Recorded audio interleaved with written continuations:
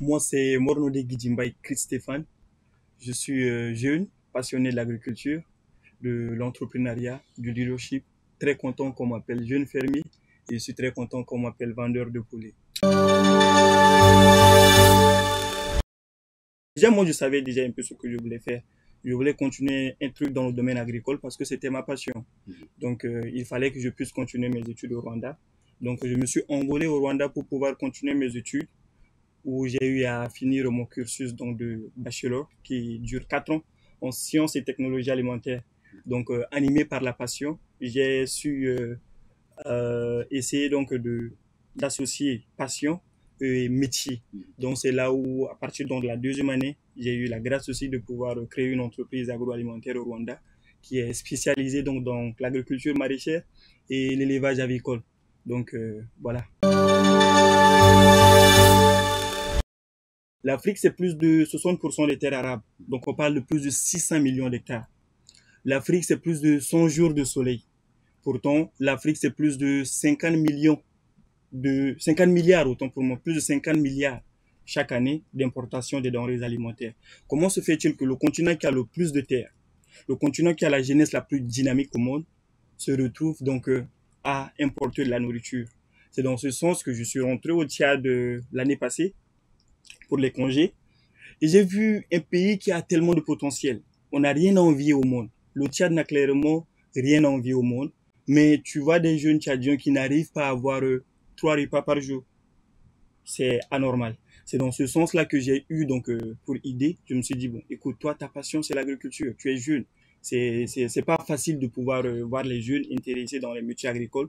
Tu fais ce que tu aimes. Partage un peu de ta passion. Qu'est-ce que tu peux, like, what can you give back to your country? Qu'est-ce que tu peux donner en retour à ton pays? Parce que le Tchad m'a beaucoup donné. Il va falloir que je puisse donner quelque chose au Tchad.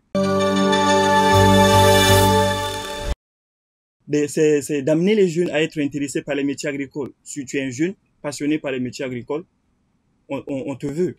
Si par exemple tu es un jeune Tchadien qui réside au Tchad, qui a déjà commencé un petit projet agricole à petite échelle, tu peux postuler. Donc en 2 jours de communication, il y a eu plus de 300 candidatures. Il y a des jeunes qui ont appliqué de Maïsala, de Doba, de Sa, de Mundu, de Lai, de Kelo, de N'Djamena. Et même d'autres pays. Il y a des jeunes Tchadiens qui ont appliqué depuis Québec, depuis la France. Donc, il y a cet engouement-là de la jeunesse au métier agricole. On a choisi 100 meilleurs candidats, autant pour moi. Donc, ces 100 jeunes-là, ils ont suivi une formation intensive dans le domaine de l'agriculture, de l'innovation, du leadership, du mindset, pour pouvoir vraiment les équiper. Donc, après ce programme, c'est que tu puisses commencer un petit projet agricole. Ça peut être peut-être un terrain de 40 mètres carrés à la maison. Ça peut être, allez, tu peux commencer l'élevage avec 10 poules. Donc, l'objectif, c'est de vraiment initier, vraiment amener les jeunes à commencer un petit projet agricole. Et c'est comme ça, le changement vient de là. Après cela, on a choisi donc 10 meilleurs jeunes parmi eux. Parmi les 100 là, vous suivez une formation, un bootcamp intensif dans ces domaines que j'ai cités. De quand à quand? Du 21 au 23 décembre 2023. Donc après cela, on a choisi 10 meilleurs jeunes parmi eux. Ces 10 jeunes deviennent comme des ambassadeurs de l'agrobusiness dans leur communauté. Et pourquoi pas? Donc imaginez si chaque année, c'est plus de 100 jeunes Tchadiens qui résident au Tchad, qui sont formés dans les métiers agricoles. On choisit 10 parmi eux, qui sont comme des ambassadeurs. Et parmi ces 10-là, on les accompagne encore après. Ils ont un accompagnement de 6 mois où les coachs les suivent et tout, afin qu'ils puissent créer une entreprise agricole. Donc imaginez si chaque année, 10 entreprises agricoles sont créées au Tchad, après 5 ans, après 10 ans, c'est les emplois qui seront créés. Il y aura l'économie qui sera boostée. Donc voilà un peu ça. C'est ça la chose la plus surprenante avec ce programme, c'est qu'on l'a financé par nos propres fonds. L'objectif, c'est de lancer un message très très fort aux partenaires, un message très très fort à l'État, un message très fort, je ne sais pas moi, aux institutions financières, pour leur dire qu'on peut faire des belles choses avec peu de moyens. Donc imaginez si avec peu de moyens, on a pu organiser un programme qui change des vies des Tchadiens de manière concrète. Imaginez si ces gars nous rejoignent, ou bien nos partenaires nous rejoignent. Ça peut être sur le plan financier, sur le plan matériel. L'impact sera énorme. Donc, pour répondre à votre question, non. On a financé le projet par nos propres moyens, Et Dieu merci, tout s'est bien passé, au-delà même de nos attentes. Je veux dire que cette jeunesse-là, c'est une jeunesse qui est dynamique. Il y a cette jeunesse qui est consciente, qui a envie de faire quelque chose. Et cette jeunesse n'a besoin que d'être soutenue, d'être encouragée dans ses initiatives. On a eu donc à faire le projet par nos propres moyens, mais l'État a plus de pouvoir que nous. Je suis de ceux qui croient que à seul on va plus vite, mais ensemble on va plus loin. Donc imaginez si de telles initiatives sont financées d'une manière ou d'une autre par l'État, par les institutions financières. L'impact sera énorme. On a clairement besoin d'eux sur le plan financier. C'est énorme de pouvoir former 100 jeunes qui ne payent même pas un franc pour suivre une formation. C'est difficile de pouvoir encadrer 10 ambassadeurs pendant 6 mois. Ils doivent organiser des foires, des séminaires. On a besoin de salles. On a besoin de fermes innovatrices dans le domaine agricole. On a besoin de plein de choses. Donc oui, on a besoin donc clairement donc du soutien, que ce soit sur le plan financier, sur le plan matériel, sur le plan de la logistique et tout. Bref, on a besoin du soutien. J'aime rêver grand. J'aime rêver grand. C'est ce qui me définit. La jeunesse, c'est l'ambition. La jeunesse, c'est le rêve. Et je vise les grandes ONG. Pourquoi pas les gars du PAM, Programme Alimentaire Mondial. Pourquoi pas ceux de FAO. Pourquoi pas le ministère de l'Agriculture. Oxfam. Donc il y a beaucoup d'organisations comme ça qui œuvrent pour la promotion de l'agriculture en Afrique et même dans le monde. C'est ceux-là qu'on vise, les gars de FAO. En tout cas, je lance un appel pour qu'ils puissent nous rejoindre dans l'aventure. L'objectif, c'est de lancer AgroChampion chaque année. C'est de lancer AgroChampion chaque année. On a de la volonté et on est des jeunes qui sommes conscients, on est motivés et on va porter l'initiative. On l'a lancé avec nos propres fonds. On va encore le refaire jusqu'à ce que ces partenaires, ces bailleurs de fonds puissent nous rejoindre afin qu'on puisse apporter de l'impact. Donc oui, si ça dépendait de nous, chaque année, on va organiser AgroChampion. Super, c'est une très belle question. Je vais vous raconter une histoire pour pouvoir répondre à la question. Alors, quand j'étais en première année là-bas au Rwanda, Dieu merci, je suis dans la plus grande université du Rwanda. Et là-bas, l'État octroie donc des prêts bancaires aux étudiants. Donc, ils choisissent les meilleurs bacheliers là-bas et puis ils leur donnent des prêts bancaires. Et ces bacheliers-là, c'est l'État qui leur donne ces genres de filières. Donc, tu peux choisir de faire la médecine.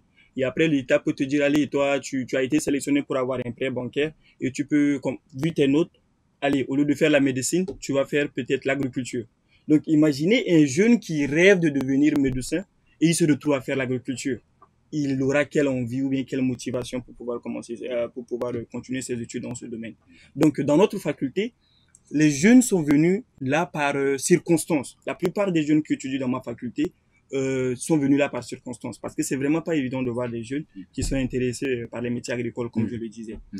Alors, il y avait un ami du nom Fiston, j'ai dit son nom, c'est un Rwandais. Donc lui aussi, Fiston, c'est un jeune comme moi qui est vraiment intéressé par l'agriculture et contrairement à d'autres jeunes, il était venu là parce qu'il savait ce qu'il voulait. C'était ce qu'il voulait réellement. Et donc Fiston postait, il faisait des posts sur l'agriculture. Quand il est à la ferme, il essaie de poster ça et tout. Et même moi, je faisais pareil à l'époque. C'était à la fin de la première année. Donc du coup, Fiston m'a dit, mais écoute gars, moi j'ai vu plein de gens, plein d'amis ici, tu les vois, ils sont pas heureux dans ce qu'ils font.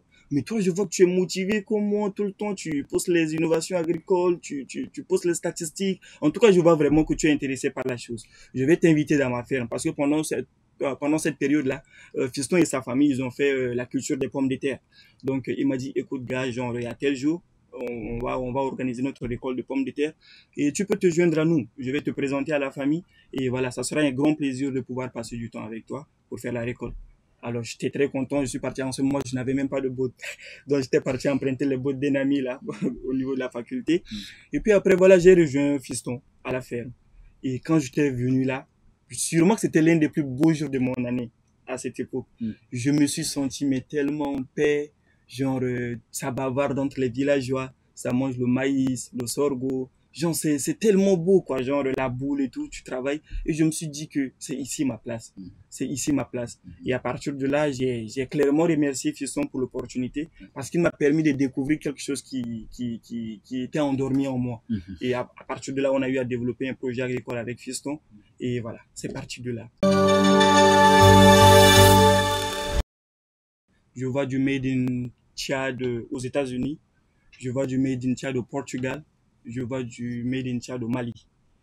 Je vois un Tchad qui sera une agriculture tchadienne qui sera portée par les jeunes. Je vois un Tchad des jeunes Tchadiens qui vont aimer conduire des tracteurs plutôt que des Range Rover. Donc voilà, c'est ce Tchad-là que je vois d'ici 5-10 ans dans le domaine agricole, bien sûr. Très bien. Parce que les choses vont être faites. On dit souvent l'agriculture, investir dans l'agriculture, c'est comme investir dans la meilleure banque possible. Ok? La terre ne trahit pas. Et à ces jeunes-là qui rêvent du bureau, vous pouvez avoir un bureau en investissant dans l'agriculture, en commençant une carrière dans le domaine agricole. Vous pouvez vous nourrir, parce que oui, genre, j'arrive quand même à me nourrir. La culture de pommes de terre, je ramène des pommes de terre à la maison, des choux à la maison, du poulet à la maison. Donc c'est pour dire que c'est un secteur qui nourrit son homme, si on le fait bien. Un peu de patience, ok? Et allez, genre, pour ceux qui sont croyants, la première chose ou bien la première activité que Dieu a donnée aux hommes, c'est de cultiver la terre, ok? Il est le plus grand entrepreneur, il a créé le monde.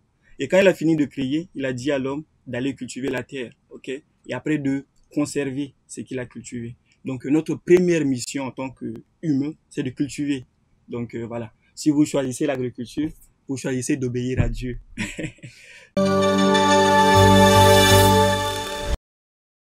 Personne n'est parfait. Il y a sûrement des choses qu'on doit rectifier. Il y a sûrement des choses qu'on doit améliorer. Il y a sûrement des choses qu'on doit aussi ajouter. Donc oui, il y a qui dit jeunesse dit innovation. Donc il y a plein de choses qui arrivent, plein de choses. Déjà au niveau de la salle, on va peut-être chercher encore une salle plus grande. Au niveau des fermes, on va essayer de contacter des partenaires techniques pour voir si on peut encore avoir des fermes plus innovantes pour vraiment permettre que ce bootcamp soit vraiment fructueux pour les jeunes. Donc oui, il y a beaucoup d'innovation.